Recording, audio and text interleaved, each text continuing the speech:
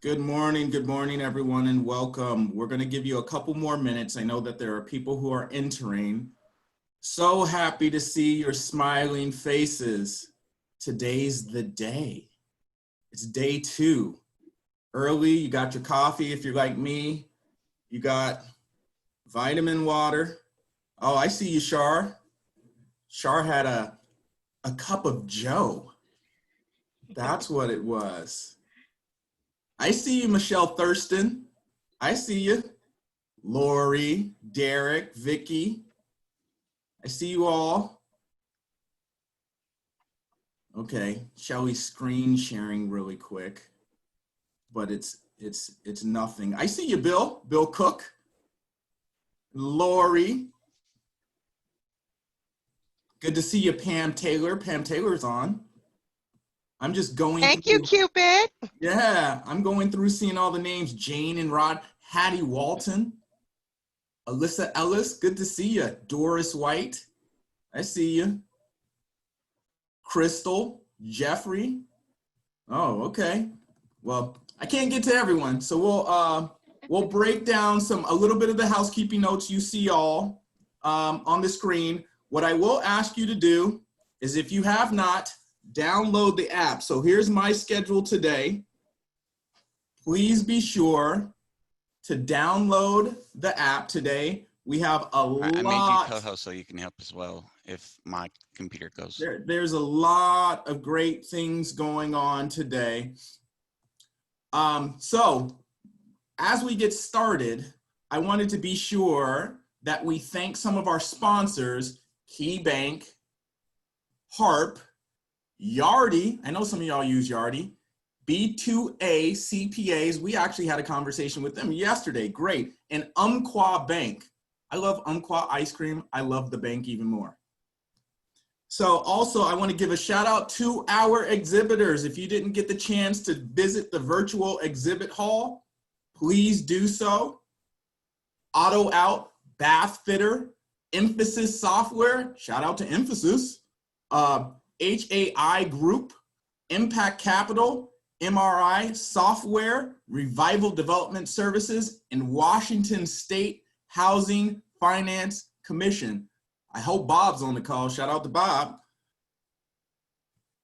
So today's highlights, we have, I don't know if we can show it, but there's a lot of great, yes. So here you have the highlights for today. We have the COVID update with Wayne Clifford.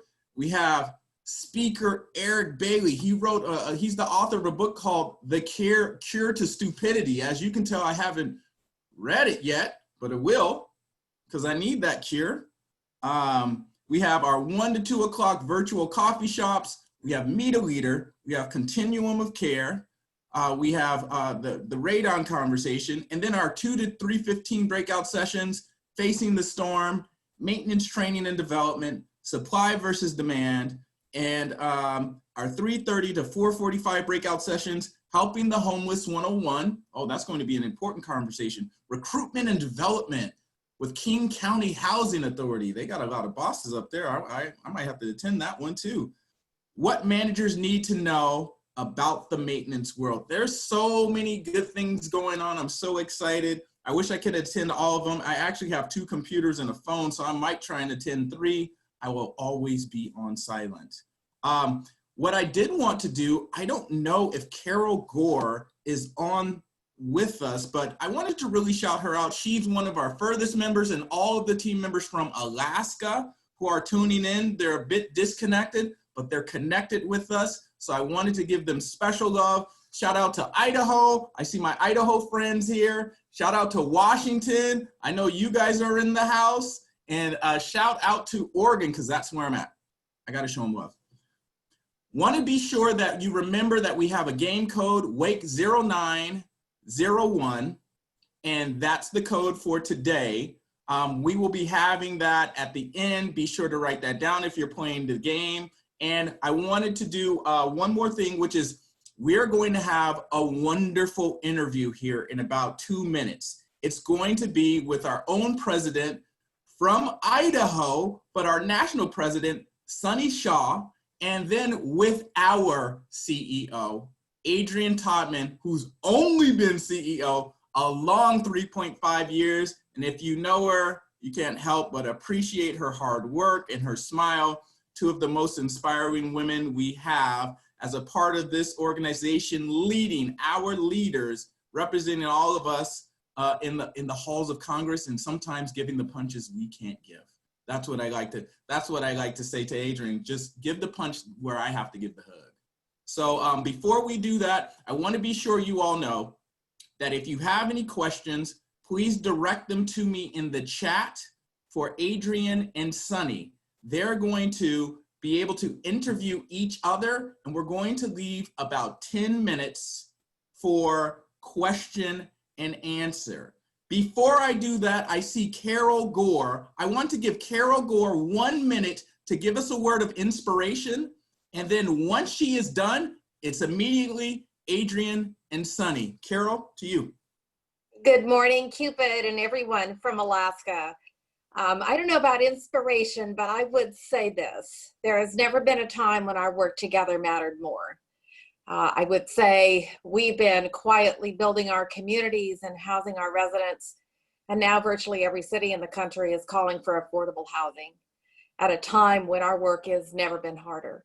So I am privileged to be part of this PNRC group. For those of you who don't know, Cook Inlet Housing is in Indian housing, and we made an intentional choice to serve everyone 20 years ago. And so we've been embracing that equity and diversity and inclusion for decades, and it's never felt better. I love being part of the United Nations of our country. Thanks, Cupid. Have a great day. Thank you. And now to Adrian and Sunny. Thank you, Cupid, for that really, really energetic beginning to the morning. This is Wake Up PNRC, clearly.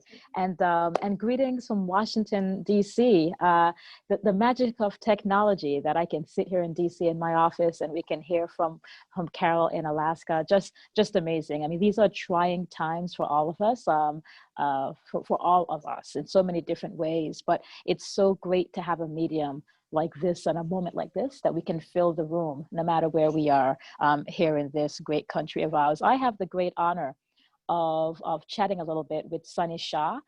Sunny Shah is not a stranger to any of you. She should not be, because she is a homegrown leader as our president of NARO. She became our president last October and will be serving that way till the end of next year. And so she has inherited the now infamous 2020. And let me tell you, working with her has been amazing.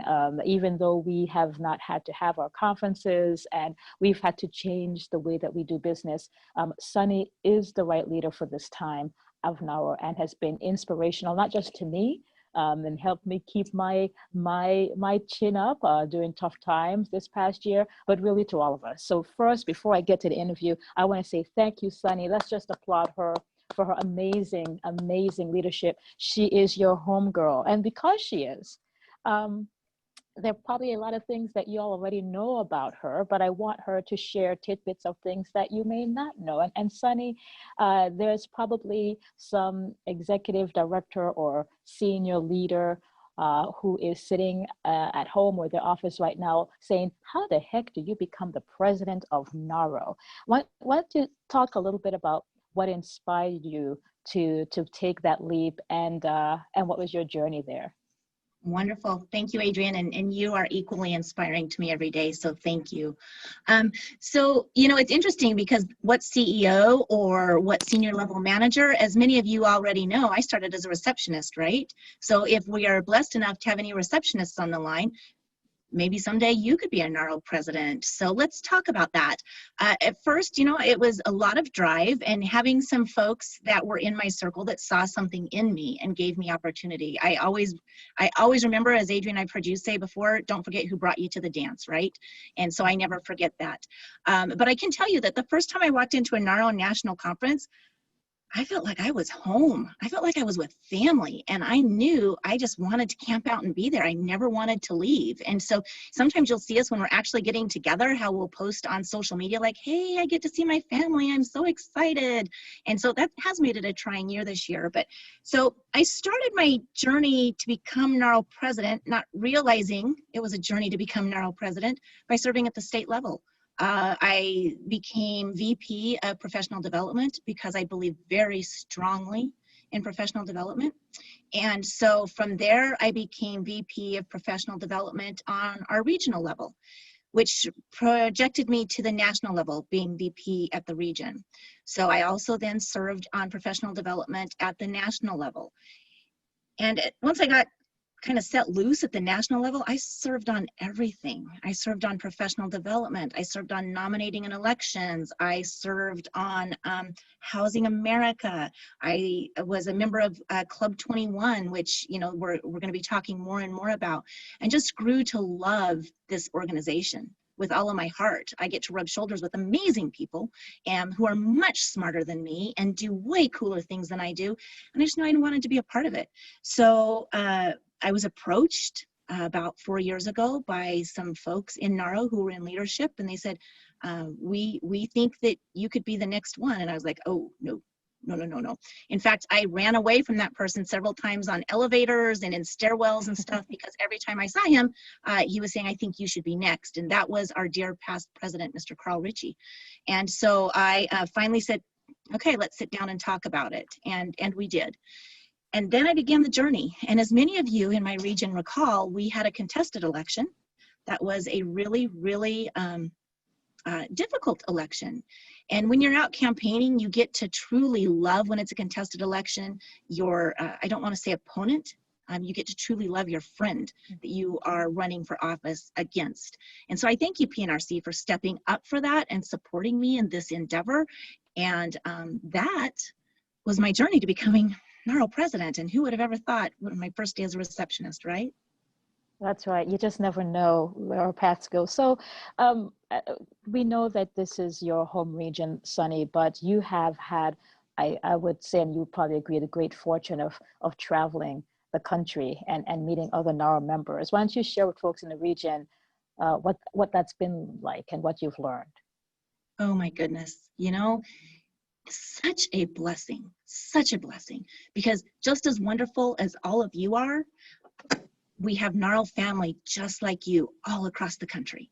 And I get to learn about them and learn their stories. But more importantly, I think I've gotten to learn about their stories of the families that they serve and the resilience of those families. The stories have been so empowering.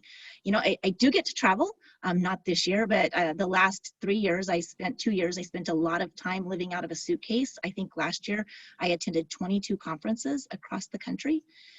Yeah, I saw somebody say, oh, wow. It was, oh, wow. And so bless my husband for making sure my dry cleaning was done and getting me to airports on time. We loved him. We all loved him. We loved him. We do.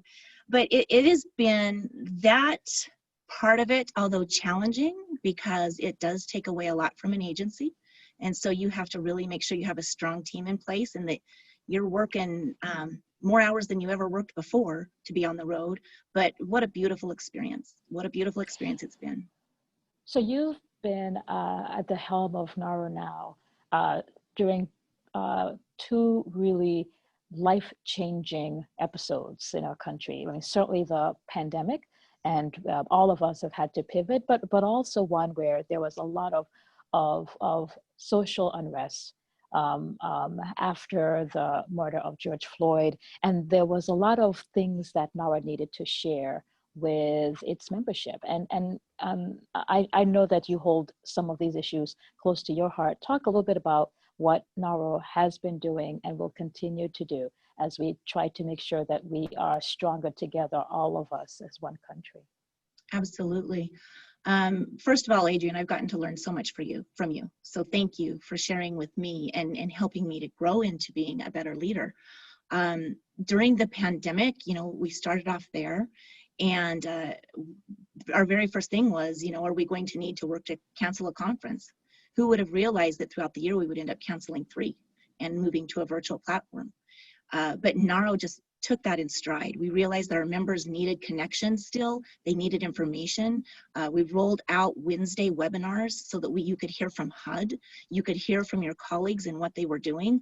And then the murder of Mr. Floyd, which in my opinion has taken a greater precedent than just a pandemic, because this is generational and systemic.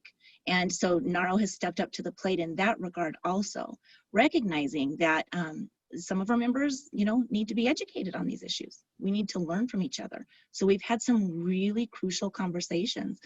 I'm grateful that back in January, before all of this started, we actually had added to our strategic plan another goal on diversity, equity, and inclusion, so that it could be already addressed in committee structure.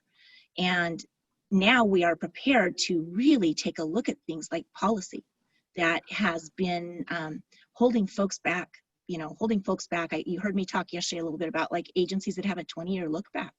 And I'm an advocate for, are you kidding me? Didn't we all do something 20 years ago that we don't want to talk about? So I'm really proud of NARO for allowing space for these conversations and being willing to then develop a way to lead forward of how we shape not just dialogue, but policy and action going forward. So it's been a really, really interesting ride. Great. Thank you for sharing some of yourself with us, Sunny. Yeah, absolutely.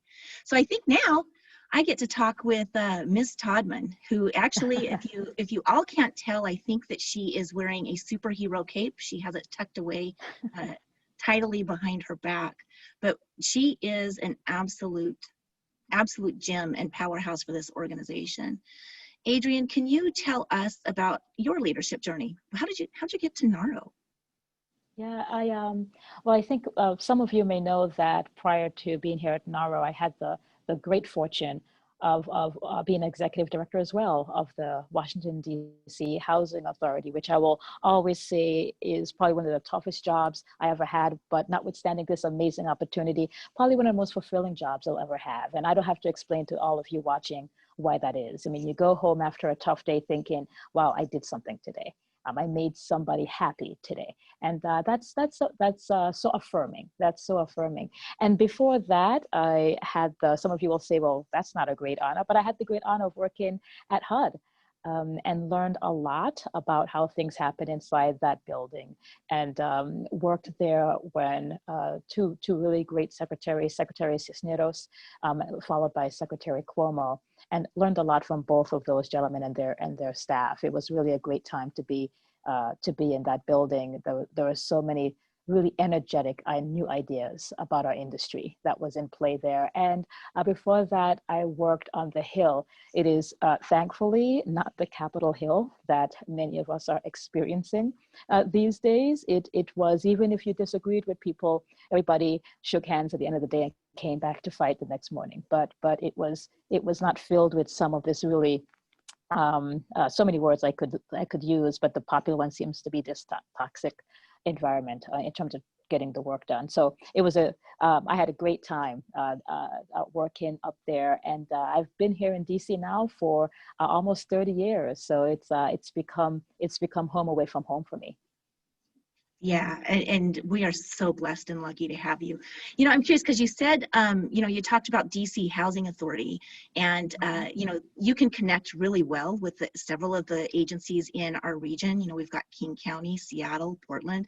We've got some big players. But, you and I've had conversations about your desire to learn more about small and medium-sized agencies and your concern for them. So what have you learned about those agencies, and what do you think about their place going forward in the national conversation for, NARO? I tell you what, Sunny, I used to think running a large agency was hard, and it is hard. I mean, you deal with layers of politics and some things that you may not experience in some other areas. But I have mad respect for anybody who is not just the executive director, but can actually calculate rent and do an HQS inspection and make it all look good at the same time. I can't do that, And so as I began to travel the country and realize just how amazing the folks were, just trying to get their job done, and had the same amount of paperwork that I had as a large agency and the same amount of complexity around the issues that I had as a larger agency, I had like just the utmost respect for the challenges, the additional layers of challenges that smaller agencies have. It's sort of like, you know, I always compare the story about Ginger Rogers. You all are actually doing the same thing as Fred, but backwards and in high heels. You're just doing it, notwithstanding all the other challenges that you have. So I will say, it's been a journey for me to learn about the challenges that smaller agencies do have, because you would hear some folks say, oh, you know, I have 50 units of public housing, and say, well, what's that about? But you all have sometimes even more of a need in your backyard because of the areas and the geography that many of you cover. So it's been wonderful for me to learn from my colleagues about the work they do. And now I find myself in a room here in DC, where a lot of players in DC know me as a large agency director, and people are going on and on. I said, well, let me tell you about my small agencies, and I am there.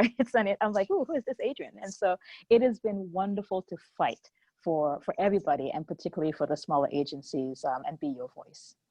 I am so proud of that work, Adrian, because I think that your efforts to learn about all sizes of agencies, I think that it's so well-rounded when you're having those conversations in DC. I know that you represent us all so well, move to work experience, regular housing authority experience. I just appreciate that, that wealth of experience that you bring. So that's fabulous. You had asked me about the pandemic and the social unrest that we have experienced. What would you say have been, it's difficult to say a proud moments, but at the end of all of this, what would you say some of your proudest moments for NARO are and will be? Because we aren't there yet, right? I mean, we're Right. still doing work in those areas, but what are going to be those proudest moments for this year? Yeah, I think that you know, a leader is only as good as her team, and the NARO staff just did an amazing job adapting to not just a new work environment, but to your new work environment as our clients and our members. So we had to figure out ways to do our conference. We had to figure out ways to connect with you differently than we had. We had to figure out ways to have our professional development lean into not just what you needed now, but also ways that you could access us. We know that you all are going through a variety of issues now. Some of you are at the office, some of you are not. So for some of you, it's a hybrid. And so we need to figure out how best to connect. And so I give a lot of great credit to the NARA team for really being thoughtful and quite frankly respectful of your situations. I will also say that some of the conversations that I've sat in between old, young, middle-aged, white, Black, Latino, on these issues around racial and systemic racism in this country have really been aha moments. You know, it's really been aha moments. And I'm so proud of everybody who has worn their heart on their sleeves. And this is a tough conversation. This is a really tough conversation, but it's a conversation we need to have not once, not twice, but over and over. And I would just challenge all of us to be continually respectful of each other. It's not until people are able to share that we can all learn, right? And so as we are having these conversations, both in this group and across the country, it is very important to me that we create a safe place so that we can meet everybody where they are, and then we can all grow together. Absolutely. And let me say one thing about smaller agencies. One of the things I'm really proud of, Sunny, and you played a great role in this, is for the first time ever in the history of assisted housing, there is now a section of the Housing Act that is suited just for small agencies, you know, and it says it, small agencies, right there in the section. And we did that. NARA did that. Sunny, you did that working with your senator's office. The team here did it working with the congressional staff. NARA did that for our smaller agencies. So I have to say, as I look back, there are many proud moments, but I thought I would share that with you since I'm looking at you right now. that's a fabulous moment. Fabulous. Okay, I just have one more question for you, because when you have asked me to introduce people, you know, at national level when they're coming up on stage, and I always have that bio, I was like, I just want to know one more thing that's not in the bio. So I'm curious, Adrienne, when you are going to be eating dinner, what is your favorite thing to see on your plate? And follow that up with, what is your favorite dessert? Wow. So I will say I am a island girl. You know, I was born and raised in St. Thomas, the U.S. Virgin Islands. And so my favorite, by far, the favorite thing I like to see is some well-cooked fish. Absolutely. Either, you know, pan boiled a little bit or just on the grill. It's all about a really, really, and whole fish, not this fillet thing, like the whole fish from head to tail. You know, those of you in the upper Northwest know what I'm talking about. We want the whole fish. And dessert, I don't have much of a sweet tooth, but if I were to say right now, a molten chocolate cake is probably the only thing that really makes me go yum yum when it comes to dessert. Before I turn it over to Cupid, one of my favorite memories with you, Adrienne, is sitting on a back patio somewhere in the South at a conference that was dark, and we were by the ocean, and Carl had ordered up a dessert and got 3 spoons, and we were sitting there eating our dessert when everyone else, I think, was in bed because we were still up working. So thank you for the leader that you are, and thank you for mentoring me, helping me become a better leader, and thank you for everything you do for this organization. Cupid, Thank you, Sonny. Appreciate you. Yes, thank you. Thank you both. I think we're all giving virtual hand claps. If you look at the bottom, there's a reaction. You can always do something like this. You see what I just did? Yes, I'm up to date with the time. So we were going to have questions. Yes, I see you, Lori McGowan. We're going to have questions, but we have so many people. I have a couple questions to ask on behalf of everyone. For both of you, and we have to do this within 5 minutes. So question number 1 is that, how can we support your work in DC, both Madam Adrienne and Madam Sunny, without putting ourselves at political risk? Some of us want to support, but we do not have the wherewithal to go out on behalf of ourselves, but we would still like to support. How do we do that? First to you, Adrienne, and then to you, Sunny. Yeah, well, our Action Center, NARA is not a Democrat or Republican organization. Our only politics is housing. That's our politics, true and true. And so if you go to our website right now, or we even have an app that is a NARA app, our Action Center is apolitical.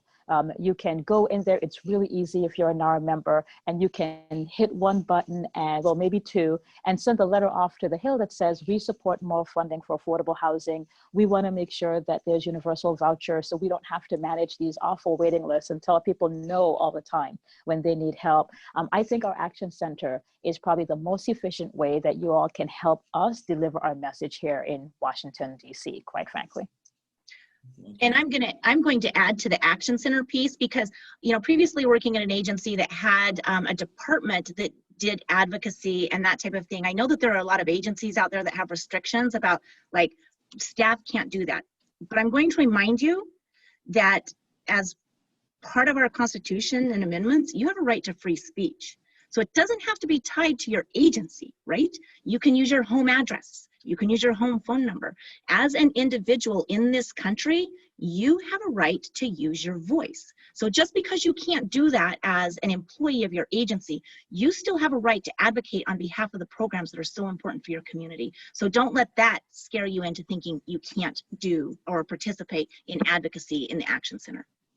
Thank you. And the final question that I have is that there's a lot of anxiety in our communities. The future of our industry, specifically voucher funding, capital repairs, family self-sufficiency, and small and medium and large agencies across the board. We're hearing a lot.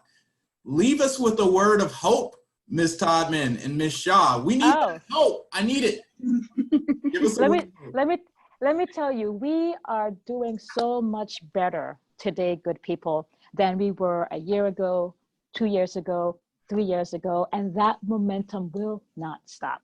I'm so proud of the efforts that you all have taken to advocate with us, because it's making a difference. It really is. I mean, this is the first time, and I've been in the industry now for longer than I care to share, but my gray hairs tell the story. This is the first time that affordable housing has been a topic that is so readily accessible at every political level, but really even every economic level.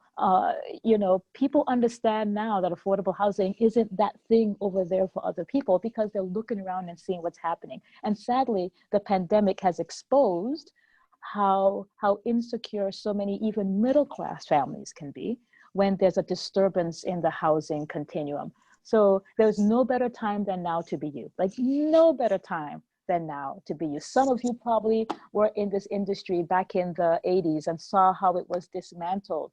Some of you, you know, have been around in more recent administrations and seen how things are dismantled.